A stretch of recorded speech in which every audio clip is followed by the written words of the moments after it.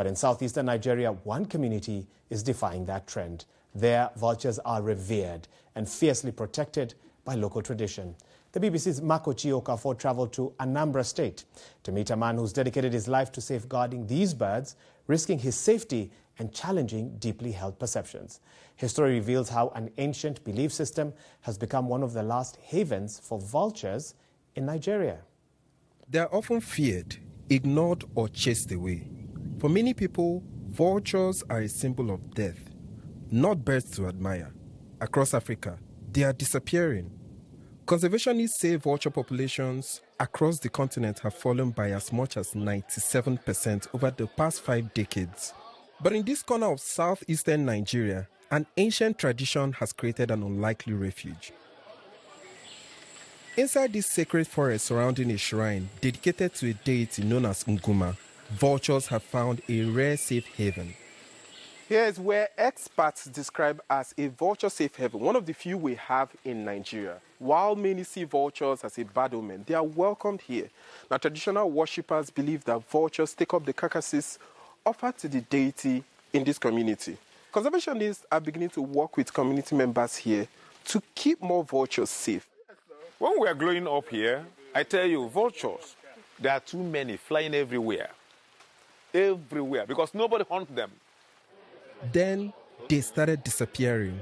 He says outsiders began arriving to hunt the birds, driving them away from areas where they once thrived. In West and Southern Africa, vulture parts are used in traditional medicine and spiritual practices.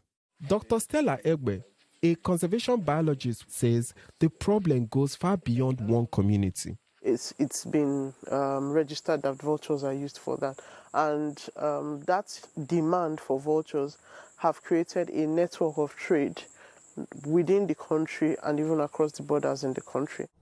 She says hunters are now targeting nests and eggs too, making recovery harder for the slow-breeding birds, as growing demand fuels a wider trade across the region and beyond.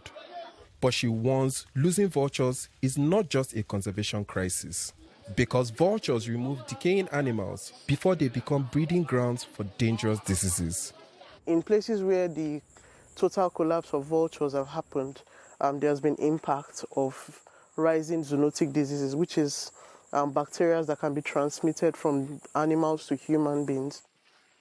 In 2017, conservationists began working with the community. Chukwemeka joined the effort, becoming a key voice in educating residents and building support for protecting the birds.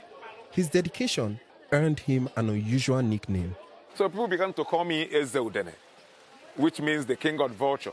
And I cannot run away, since what I know that I'm fighting to make nature exist the way it's supposed to be. Today, conservationists say vultures are slowly returning to Okititi. Today, the missing vultures, they're almost back. What we've done in Okititi is one very good example of a success story where people have taken charge of what's going on in their environment. That makes us happy. A small victory for one village. But across Africa, the fight to save one of nature's most important cleaners is only beginning. Makochi Okafor, BBC News, Anambra State, Southeast Nigeria.